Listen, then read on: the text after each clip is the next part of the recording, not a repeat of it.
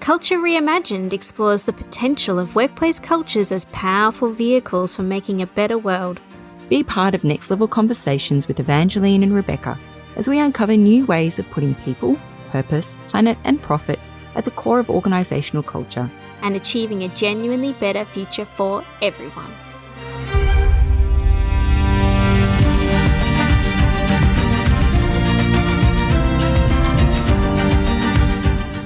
In this episode, we talk about what is organisational culture, what makes a healthy culture, and practical steps you can take to improve the health of any organisation's culture.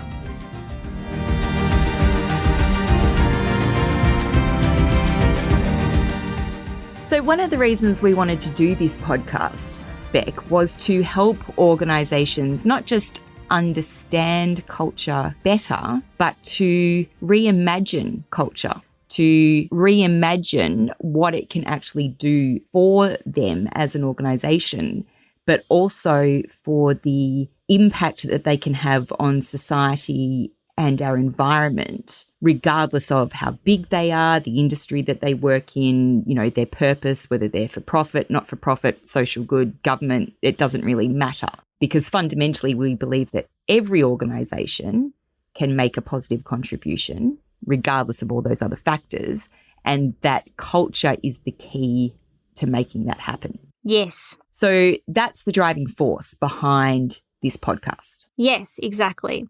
We're here to take everybody on a journey on where we could go and where we should go with organisational culture to have a better impact on the broader society and the individuals and communities around us, to hopefully get us to a better world from a societal and environmental impact perspective. So Beck, before we launch into our discussion about culture and why it's important and the like, how about we get everyone on the same page about what is culture? Thanks, Eva. I think it is important for our listeners here to understand what we mean when we talk about organisational culture. For us, organisational culture is the foundation of how an organisation operates. It is the accepted behaviours within a group that affect how people think, feel and act. And these accepted behaviours develop over time. And when enough people in a group care about the same things, that becomes the dominant attitudes, rules and habits of the culture. Now, culture itself is neither inherently good or bad, rather it's along the spectrum. And where these accepted behaviours sit and how they present themselves in the workplace determines the workplace's culture position on the spectrum. And today we want to talk about a healthy end of the spectrum. Yes. Rather than focus on the negative, let's focus on the positive, help people see where they should be on the spectrum to help make this positive contribution to the world around them, rather than, dwell in the negative and talk about the bad because, there's enough of that happening, really. So, yes, let's talk about the healthy end of the spectrum.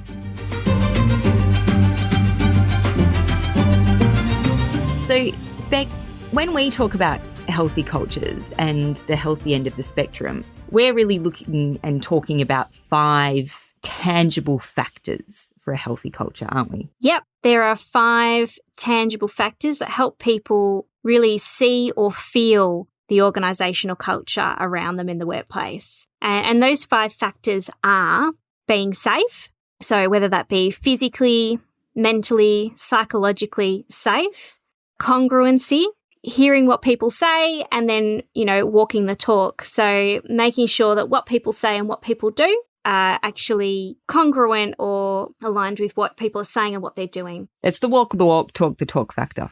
Correct. There's empowerment, people feeling empowered to do their job within their skills and within their job responsibilities. There's accountability, so people being held to account for their role in the workplace and being held account for their own behaviours that they enact as well. So making sure that people, they're not being rude to one another, that they're actually being held account for the behaviours that they live and breathe and do every day. And then the last factor is really transparency, that transparency of information, that transparency of decision making, whether that's coming from the top or whether that's really people working amongst teams across the ways and not working in silos. So that sharing of information in order for people to collaborate properly and do their job. So we're talking about safety, congruence, transparency, accountability, and empowerment. They're our 5 tangibility factors. They're typically different markers than what is often used to talk about, what makes a good culture. And I suppose there's probably 2 different ways that people talk about good culture, or I'm going to use the term mistake. What is good culture? And they can either be in terms of perks. So people think perks are signs of a good culture, and we can put a pin in that and talk about that a bit later.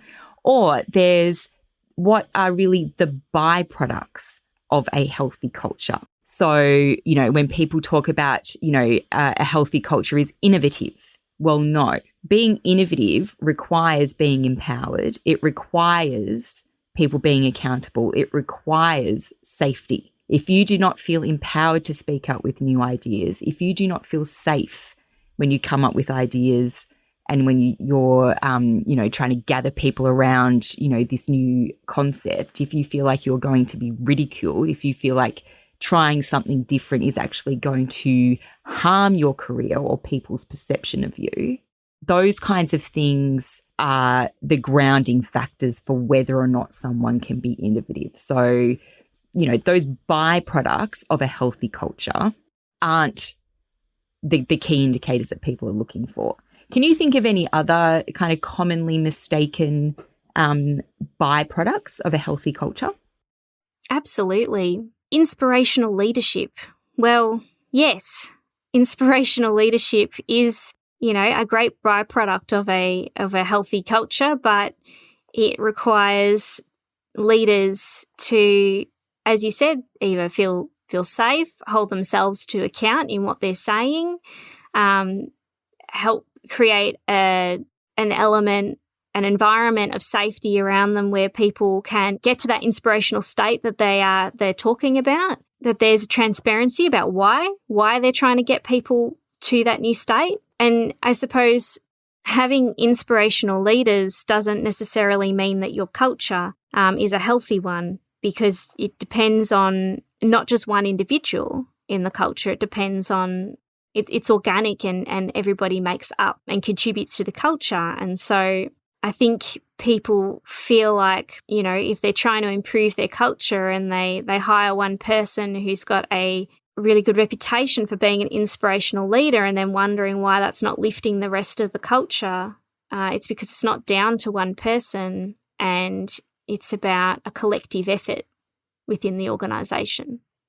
That's true, although and I agree, inspirational leadership is a byproduct of a healthy culture. Inspirational leadership that actually delivers results, is what we should be looking at as a byproduct of a healthy culture. Yes, exactly. But having a head honcho, the leader, the primary leader, the one that sits at the top of the tree, the top of the pyramid, org structure, whatever kind of visual you have, to be an inspirational leader and to do it properly is a one-person job. It is their job to create the environment in which a healthy culture will flourish. So if that person is great at talking about wonderful things that everyone can do, like if they can harness a room and, wow a room with the same skill as, say, Barack Obama, but they don't hold any of their direct reports to account, if they're not transparent with what they're saying, like if they're telling lies or they're withholding information and everything that's in their, inspirational, wonderful speeches is all made up, it doesn't represent reality. If when they're great at being a public orator and being inspirational and standing up in front of a crowd and getting everyone, whizzed up and saying, yeah, this is fantastic, let's all work together. But when they get in a room with their direct reports, they're bullying, they're belittling. They are single-handedly then responsible for permeating an unhealthy culture. So you're right, it is a collective effort. Like everyone does need to play their part, but the biggest part of that is the leader at the top of the tree. Because if they don't do it, there's no incentive for anyone else to do it. Thanks for clarifying that point, Eva. I think you just really hit on a really important point there, which is the biggest leverage point in an organisation to foster, build, create and ensure that it sets the foundation and the tone for organisational culture is the very top leader, right? So the CEOs, the owners, the top of the companies, they are responsible and they have the most responsibility, the most accountability for setting up that culture, for maintaining that culture and for making sure people are abiding by and adding to, contributing to in a positive way that healthy culture. And it doesn't matter the size of the organisation you're leading. It can be you and, an offsider, sole trader kind of operation, right to an organisation the size of Meta, for example, or Apple,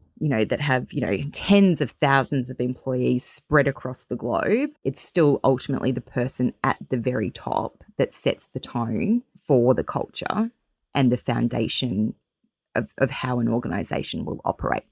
So that triggers in me, Beck, another commonly mistaken indicator of a healthy culture, which is actually a byproduct of healthy culture, and that is trust. Yes. I know people often talk about, it's so important to have trust, and I absolutely agree. It is. But trust is a byproduct of a healthy culture. Without transparency and without congruency and without accountability, there can be no trust. Absolutely. So if you're told one thing but you see people do another, there's no congruency, you will not trust. If people say one thing and then you find out it's actually something else, there's been no transparency, you will not trust. If you are told that, this is what's important to us and you see people do the exact opposite and they are not held to account, there is no trust. Things like trust, very, very important in an organisation, but they are a byproduct of healthy culture, not a tangible, fundamental factor. I agree. I think that trust makes workplaces and makes organisations effective, efficient. It really comes down to the way individuals behave, what motivates them. All of that comes down to how much they trust their colleagues, their managers, the system around them, trust in almost, and another one I'm about to touch on is the integrity, right? The integrity of the organisation, the integrity of the leadership. That is another byproduct of a healthy culture, but it is not something you can build without things like trust, which is another byproduct, and without the core foundations that we're talking about, the factors, the tangible factors being in place, because without people being held to account, without people walking the talk and being congruent from what they say to how they act, without people being transparent in the logic behind decision-making, transparent in why they're doing the actions that they're doing, and without helping people be empowered to do their job and not taking that autonomy, that empowerment away from them and micromanaging people, then trust and integrity just aren't there. You can't instill that without building it through the factors and through every little action that happens in the workplace, but particularly from the leadership, rewarding and role modelling these types of actions from the top. So before we sort of move the conversation further, all 5 of those sort of foundational, tangible factors are of equal importance. There's not one that's more important than the other. They all have to be present and to the same degree. But is there one in particular that if you were to invite people to focus on first as they start to either evaluate the extent of their healthy culture or to move the needle on that element, is there one that you would invite people to look at first above all others? That's a really good question, Eva. I'm going to think about that one. I'm going to throw that back to you first, and I'm going to come in a minute. All right, cool. All right. Well, I am going to pick one. Like I said, they are all important, absolutely all important, but I'm going to pick accountability because I Snap. I was just thinking that. I got there first. I'm going to pick accountability. And the reason why is because it's harder. It's harder, but it's more impactful when people go from seeing lack of accountability to accountability, because I think then people start to see signs of congruency. They start to see signs of safety, because if you work for someone who hasn't been held to account for incongruent and unsafe behaviors, and then all of a sudden they are, then your perception of the organization and the extent to which accountability is actually valued, the extent to which, okay, they do want me to feel safer because they're creating a safer environment. The way you go, I can see that you've said this is important, but now you're actually showing that it's important. To me, I think, there are some really good flow-on effects from holding people to account. I've seen, and I'm sure you have, Beck, and I'm sure, anybody listening will have their own experiences of seeing things, behaviors in the workplace that are just, they're not on, and they go counter to the organization's values, counter to what people say, this is what we want to see in people. But there are never any ramifications, consequences, there's never anything that happens to people who don't show the behaviors that the workplace professes to want to see. And I'm not just talking about people bullying, for example, right? Or people being rude, incivil, dismissive, like all of those things, which, I have seen, and I'm sure many other people have seen. But it's also around, non-performance. So, again, I'm sure everyone has experienced, because I'm sure everybody listening to this podcast is an amazing high performer because they're going to be interested in culture, and amazing high performers are interested in healthy cultures. That it can be so demoralizing to be a high performer, to be someone who values doing a good job, delivering value for your organization, and to see other people not doing that, clearly not performing to scratch, clearly not delivering things of value, clearly not being fulfilling even the basics of their job description, and nothing ever happens. They continue to hold a job. They continue to get paid, and I'm not saying I immediately want everyone sacked who doesn't do their job, No, because again, not a healthy culture would do that. You explain, you invest, you help, you lift performance, you give people the opportunity. But again, that to me is just another side of the multi-sided dice that is accountability. It's, not just in civil behaviors, but it's lack of performance. It's a whole range of things, but it's anytime people aren't being held to account for the things that organization has professed that it expects of its people. Oh, look, definitely, Eva. I mean, nothing crushes an employee's spirit faster than watching someone not be held to account for, as you said, either their performance, their behaviours, and it can be from something small, like dismissing someone in a meeting, in a rude way, to something like, as you say, not performing and there being no consequence for it, or worse yet, you're being handed someone else's job because they're not performing and they need the job done, and don't worry, you'll be rewarded, but they're not being. There's no visible action or holding of account of that person to the fact that they didn't get that work done. Yeah. But look, I agree. I think accountability is really important. I wish I'd stepped in first and said it, and I feel like I'm copying you, but no, it is really important. And I think the only thing that then motivates people in a workplace where accountability isn't as strongly enforced is then people's own standards, people's own reputations, where they want to do things to their own internal levels of performance and excellence. But it can't keep people working at that level forever. Because as we know, staff engagement starts to wane and you start to lose people. You lose interest if you're not holding everybody to account for the whole equally and fairly across everything.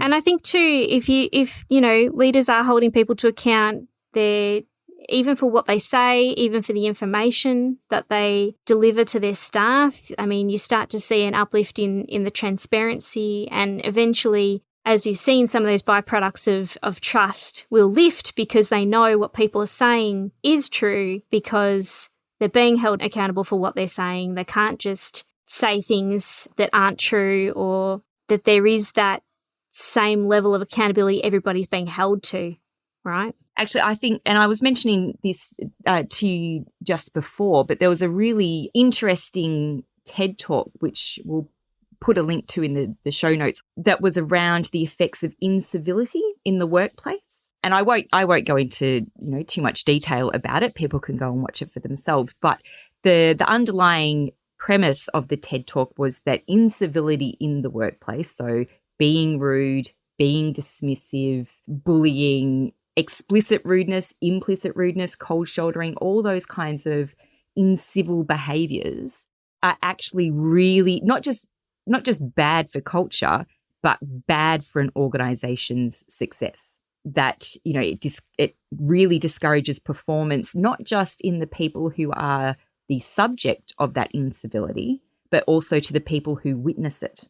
So we all like a little bit of confirmation bias now and then.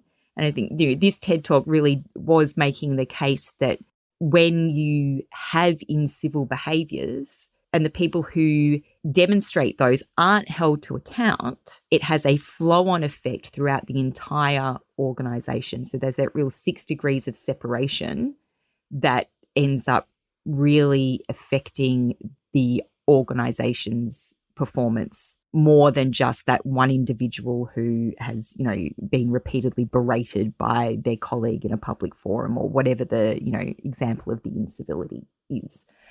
So I would highly encourage people to go and check that out. I think it's like 11 minutes. There's research behind it. I think 3 or 4 different studies that they did in the workplace and surveys that they did and stuff like that. So yeah, we'll list that and people can go and look at that. But like I said, really does demonstrate how important accountability is in creating and ensuring a healthy culture.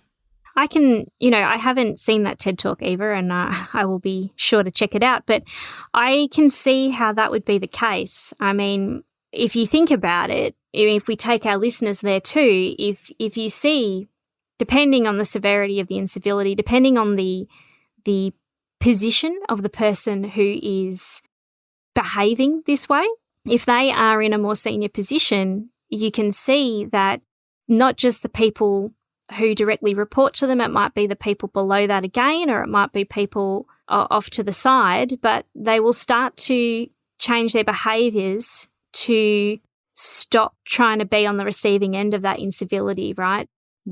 That TED Talk also spoke about the out of the workplace ramifications or consequences of incivility as well. And sort of, about how people take their workplace experiences out into their personal lives.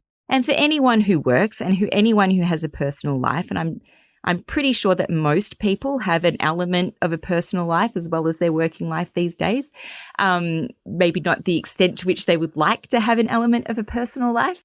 We've all experienced what it's like that when you are struggling at work, for whatever the reason might be, that does come out into your private life, into your personal life. And that then affects the people that you spend most of your time around, whether it's your partner, your children, your pets. I mean, it's well known that pets also get anxiety and feel the emotions of their pet parents, or whether you take it out into your sporting club, whatever you spend most of your time or a lot of your time in your personal life, your work life and the way that you experience your work life does creep into that. So it was also acknowledging those more far-flung ramifications, which, and as we go in further episodes, we can obviously talk about the extent to which we see workplace culture and how workplace culture or organizational cultures can make a positive contribution to our society and to our environment.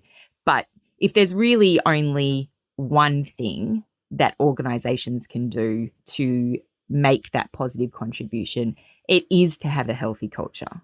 It is to make sure that it has a healthy culture with happy, healthy, productive people who enjoy doing their work, who work well together, who see it, when things aren't going well, that those things are dealt with properly, who feel that, they are being told the truth, they are seeing congruent behaviors, they feel empowered, they feel safe in the space, they see accountability, that, even if an organization doesn't do anything else, if it's creating a healthy culture for its people, then its people walk away from work at the end of the day in a healthier space, and they take that out into their community.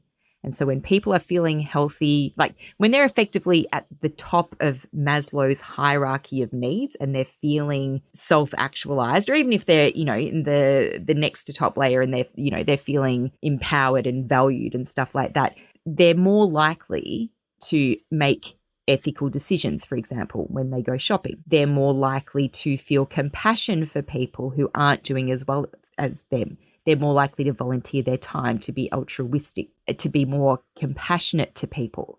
Whereas when you are feeling terrible at work because you're not seeing people being held to account, you don't feel safe, you're not seeing transparency, you don't feel that you're being told everything that there is to know that will help you do your job, you're not feeling empowered, you effectively go into a place of self-protection.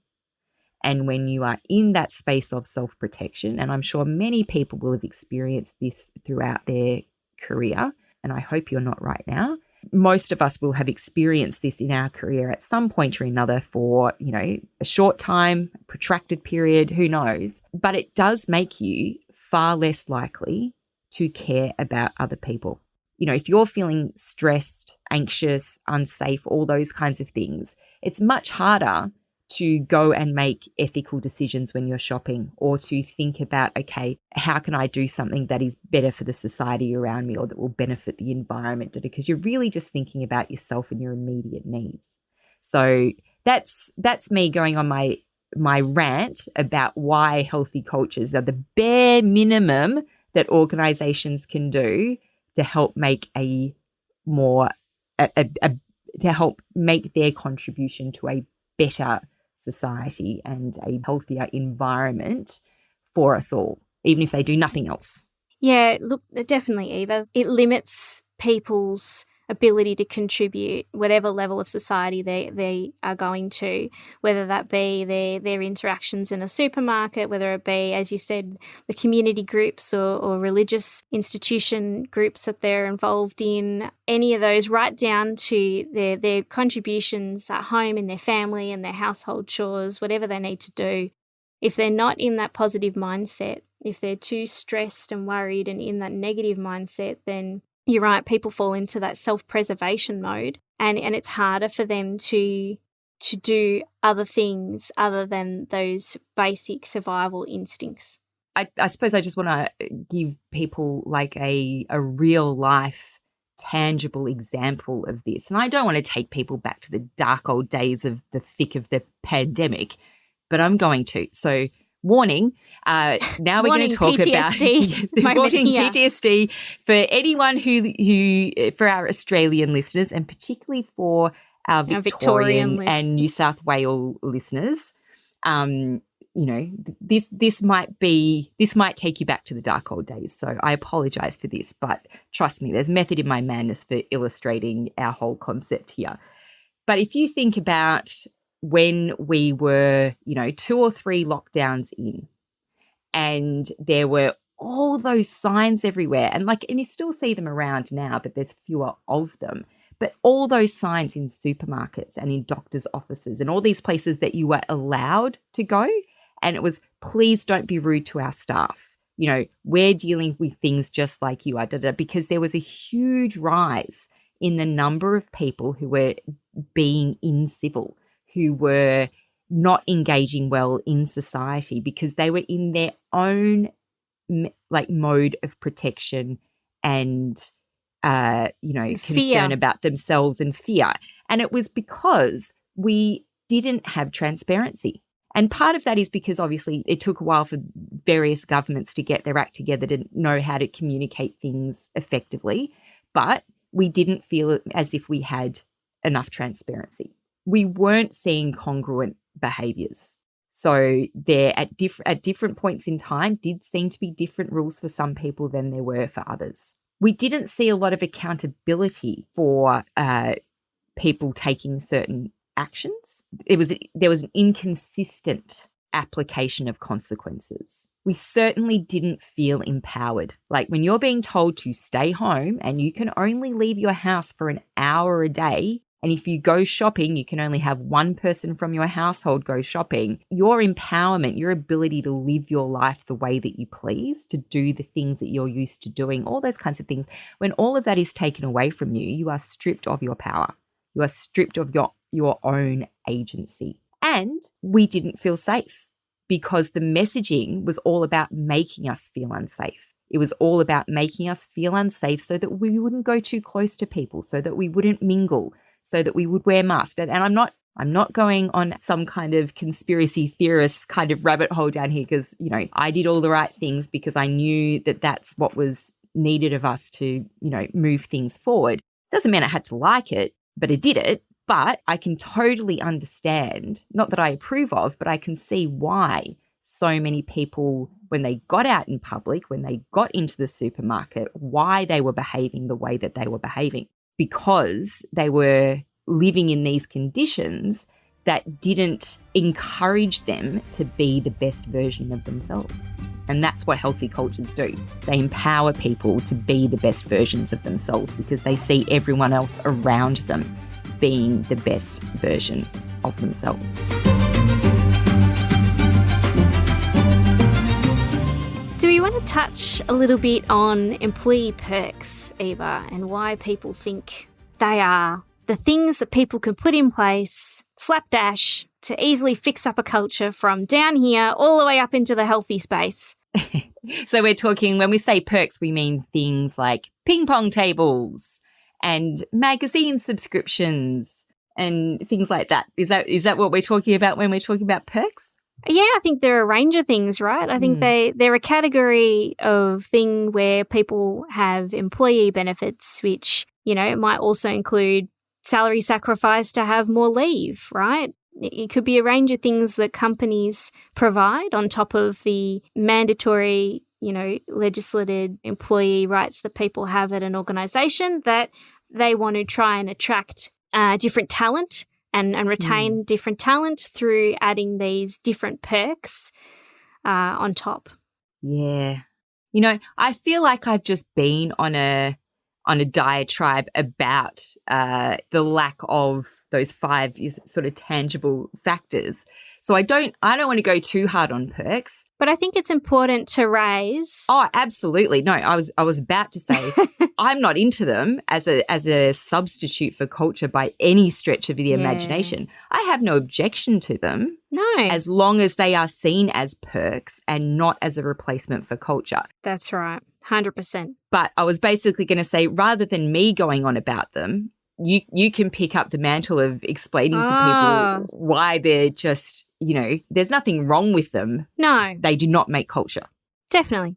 No, you're right, Eva. So that's right. First up, we want to say there is nothing wrong with employee perks, and there's nothing wrong with organisations who want to put additional employee perks forward to attract and retain talent from the market into their organisation and to create an enjoyable organisation or workplace. But as Eva said, they should not be there in the absence of other things to support the workplace culture. For instance, if an organisation allows employees to take additional leave than their allocated paid 4 weeks of leave that they get each year through salary sacrifice, maybe you're able to take an additional couple of weeks, or you're able to take some of your leave at half pay over an extended period of time, then, having that alone to help people, because people are experiencing burnout and people are experiencing, a lot of stress. And so they need to, maintain their well-being by taking periods of leave after being really productive. And people are just in these cycles of working themselves into the bone and then having to take long periods of leave to recover and become healthy physically and mentally to walk back into the workplace again. One, that's not healthy. And two, the culture should not be supporting that as a healthy cycle for their employees. But three, I don't know how to count. They also, if they're encouraging people to be able to take that type of leave, but then saying, oh no, you can't take that leave until, Christmas shutdown period where we've got 4 to 6 weeks where we don't work with other organisations, so we want everybody to take it now, or you don't have a chance to take that additional leave any other time because it's not the right time, and we're always having to try to deliver and meet timelines and deadlines and deliver outcomes, then how is your culture supporting your employees to enjoy the perks that your organisation is actually providing? That is what we're talking about when we're saying it's okay for organisations to provide perks as long as their culture and the leadership and the behaviours of the people around them are supporting people's ability to enjoy and partake in these employee perks. Because the other thing that they do if they, go, oh, yes, you can take leave and that's fine, but we're going to push all of your work onto your team members to pick up the slack as well, then how's that going to create a enjoyable workspace where all of your team members going, oh, good, I'm glad you get to go on leave, but I have to do 1.5 people's work for the next 3 or 4 weeks just because you want to take some time off. These are the types of things where you really have to look at how is the organisation supporting the individual or supporting the employee through the culture that they're creating, fostering, maintaining to actually enjoy these different types of perks. So yeah, there's no point in having a ping pong table if every time people go to play it, they get greasies. And that might be because ping pong is, it's noisy and you don't want to put it in a place where people are actually working. But I have read, anecdotes about, places where it's like, come and work with us. We're really cool and hip and funky and there's a ping pong table and there's a bar and, da-da-da-da-da. And then, people don't take their lunch break until 1:30 because that's when they like to eat. And then they have a little game of ping pong and their manager walks past and give them greasies. Why are you here? It's 1:30. You should be at your desks doing work.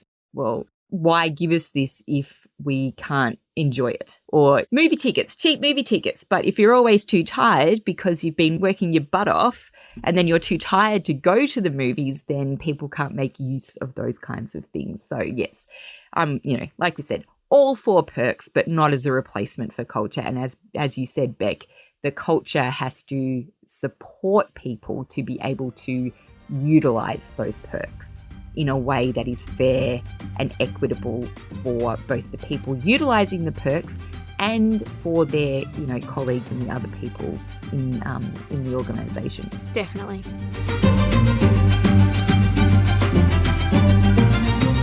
So, Beck, we've spoken about a lot of stuff. We've covered a lot of stuff, and now that I've made people relive, the trauma of pandemic and lockdowns and all those kinds of things. And we've spoken about, all the things that, you should be looking for in a healthy culture and how you can see that it's not present, all that kind of stuff. We don't want to be purveyors of doom and gloom. We want people to be left in a hopeful, practical place.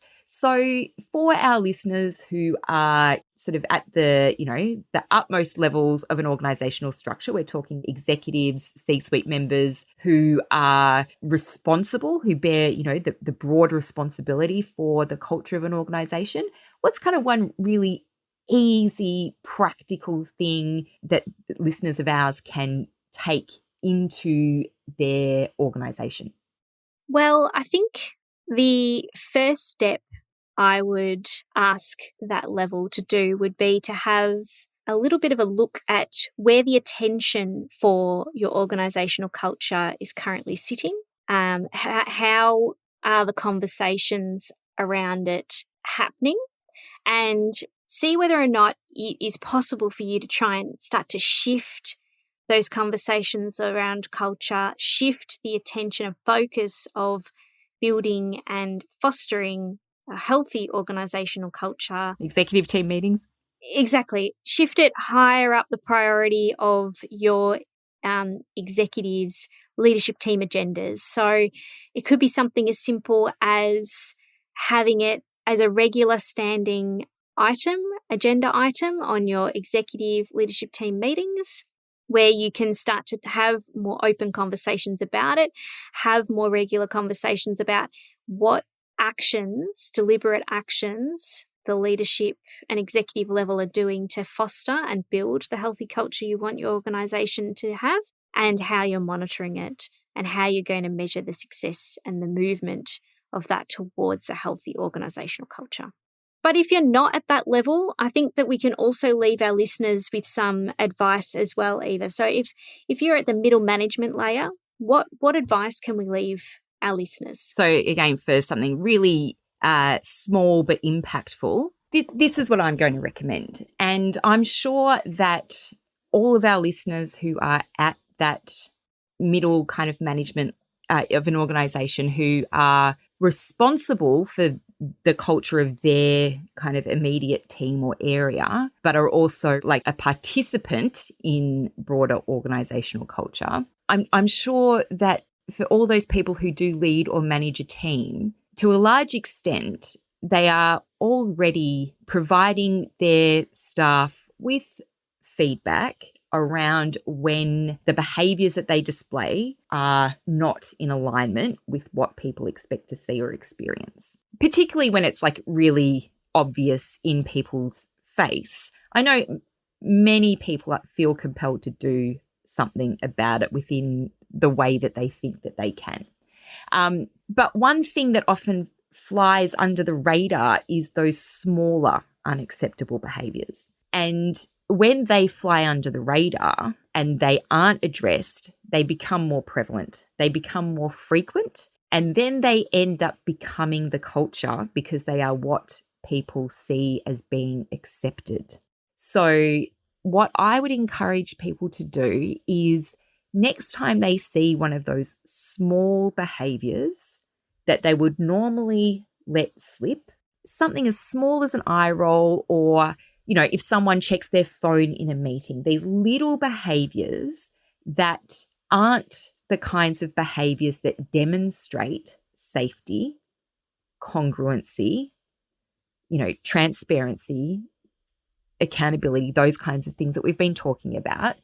Next time you see one of those, after whatever forum you were in where that was witnessed, whether it was a small meeting, a team meeting, a broader forum, whatever it was, just gently pull that person aside and let them know that what they did wasn't acceptable and why it wasn't acceptable and what you'd like to see of them next time. It doesn't have to be in public. It doesn't have to be loud. It doesn't have to be aggressive or anything like that. It just needs to be, hey, I'm going to come up with a name, all right? Hey, Martha, in the meeting before, I noticed you roll your eyes at Catherine when she said something about the project she was working on. I can appreciate that perhaps from your perspective, what she said wasn't true, but eye rolls are really they're not the right behaviour. They're not the thing that we expect to see of mature adults in the workplace. Please be conscious of the way that you're interacting. And I don't want to see any eye rolls again in the future. It can be something as simple and as gentle as that. And again, you don't have to let people know that you have had that conversation with, in this instance, our fictional Martha. You don't have to publicize it. You don't have to revisit it, unless, of course, Martha doesn't change her behaviour.